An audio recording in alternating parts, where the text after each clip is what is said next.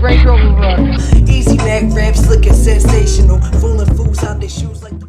Before Mac Miller tragically died from an accidental drug overdose, he was living a life the world didn't fully understand. The cameras captured the smile. The crowds heard the music. But behind the sold-out shows and chart-topping albums, something else was unfolding. Something quieter, darker, more human than anyone wanted to admit.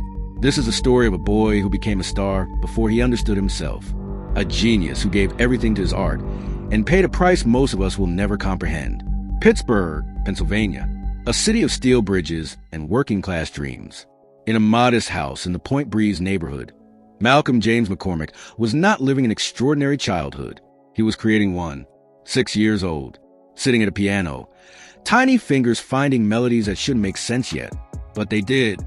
His mother would later recall the hours he spent alone with instruments, piano, guitar, drums, bass, not practicing, exploring, like he was searching for a language the rest of the world hadn't learned yet. There were signs, even then, a sensitivity that made him different. While other kids played outside, Malcolm was in his room, absorbing everything, hip-hop, jazz, rock, soul, building something inside himself, a world where he could control the chaos. By 15, he was Easy Mac, a local rapper with a laptop and a dream. His lyrics already carried weight beyond his years. Introspective, witty, vulnerable. Friends noticed something unusual. He could make you laugh until your stomach hurt, then turn around and write something that made you question everything. But Pittsburgh was small, and Malcolm McCormick was thinking bigger. August 13, 2010, Mac Miller released a mixtape called Yes. He was 18 years old. What happened next wasn't gradual. It was an eruption. The internet, still new, still wild, grabbed hold of this white kid from Pittsburgh who rapped with the soul of someone who'd lived 3 lifetimes. YouTube views exploded. Downloads crashed servers. Suddenly, Mac Miller was everywhere. The show sold out in minutes. Thousands of teenagers screaming every word back at him. He'd go from his childhood bedroom to arenas filled with strangers who felt like they knew him because his music made them feel less alone. But there's something they don't tell you about becoming famous at 18. There's no manual for what happens when the world suddenly wants a piece of you, when you're still figuring out who you are. But millions of people have already decided for you. Mac was smiling in every interview, energetic, grateful, humble. But late at night, after the shows, after the parties, when the hotel room went quiet, something else was growing. Depression doesn't announce itself. It doesn't wait for a convenient moment. It arrives quietly in the spaces between applause. Mac talked about it sometimes, in ways people didn't quite catch. Jokes that were too dark to be just jokes. Lyrics that felt more like confessions than bars. He described feeling like he was watching his own life happen from somewhere else. Like he was performing being Mac Miller, while Malcolm was trapped somewhere inside. The substances started as most substances do. Recreational, social, something to take the edge off, a way to quiet the noise. To feel normal at parties where everyone expected him to be on. But slowly, imperceptibly, they became something else. Not a choice, a necessity. His friends would later remember moments. Times when Mac would disappear into himself, even in a crowded room. Times when the smile would slip just for a second and you'd see something underneath. Something exhausted, something scared. But the music never stopped. If anything, it deepened. Albums like Watching Movies with the Sound Off and Go, ODM pulled back curtains. They showed a mind at war with itself. Brilliant, creative, but drowning in its own complexity. The world was watching Mac Miller the star. Almost no one was seeing Malcolm McCormick, the person. 2016, Mac Miller began dating Ariana Grande.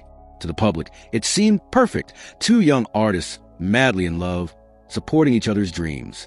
The photos showed happiness. Real happiness. Mac seemed lighter, more grounded. He'd talk about her in interviews with genuine warmth, the kind you can't fake. For a while, maybe he believed this could be the thing that saved him. But love, no matter how real, can't fix what's broken inside. The addiction didn't stop. The depression didn't lift. And slowly, the relationship began to crack under the weight of demons Mac was fighting alone. May 2018. Ariana Grande ended the relationship. The internet had opinions, brutal, immediate, unforgiving. Some blamed her. Some blamed him. Most didn't understand that sometimes people fall apart. not because of cruelty, but because of circumstances neither person can control. Mac never spoke badly about her. Even when the world was dissecting their relationship, he remained quiet, respectful, heartbroken, but dignified. But privately, friends noticed the spiral accelerating. The pain was consuming him, and the substances that once numbed it were now making everything worse. May 17, 2018, 3 days after the breakup became public, Mac Miller crashed his Mercedes G-Wagon into a utility pole in the San Fernando Valley. He fled the scene. When officers arrived at his home hours later, Mac admitted to driving drunk. He was arrested, charged with a DUI and hit and run. The mugshot that circulated showed someone unrecognizable, hollow eyes, exhausted, lost. The public narrative was simple. Another celebrity making bad choices. Another cautionary tale. But the private reality was something else entirely. This wasn't recklessness. This was someone drowning in plain sight. The accident should have been a wake-up call. And maybe for a moment, it was. Mac entered a period of reflection. He stayed quiet on social media. He focused on music. He tried to rebuild. That summer, he poured everything into an album, a project that would become his most honest work yet. He called it Swimming. Swimming wasn't just an album.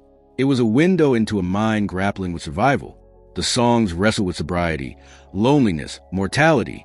Tracks like Self-Care and Come Back to Earth felt like prayers, fragile, desperate, beautiful. Mac's voice carried a weight that transcended music. It was a man trying to stay afloat while the current pulled him under. In So It Goes, he rapped about feeling like he was running out of time. In 2009, he reflected on his younger self with a tenderness that broke hearts. The album title itself, Swimming, was both hopeful and tragic. He was swimming, not drowning. Not yet. When the album dropped in August 2018, critics praised it. Fans connected with it deeply. Mac seemed proud. Hopeful, even. He'd done what he always did, transformed pain into art.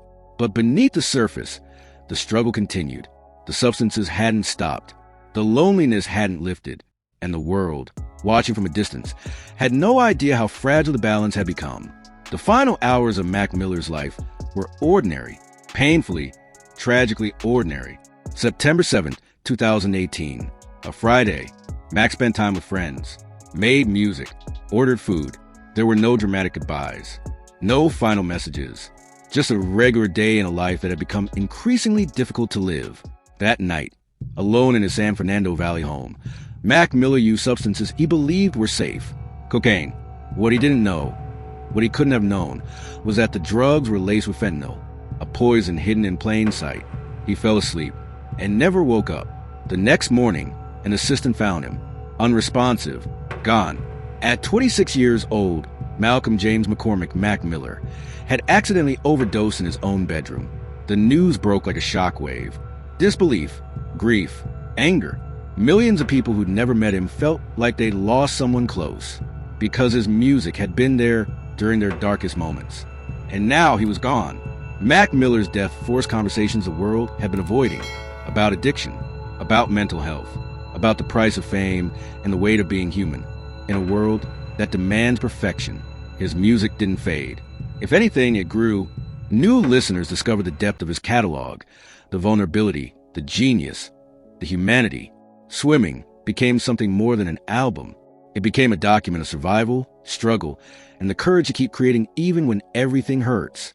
He became a reminder that behind every smile, there might be a battle no one sees. That asking for help isn't weakness.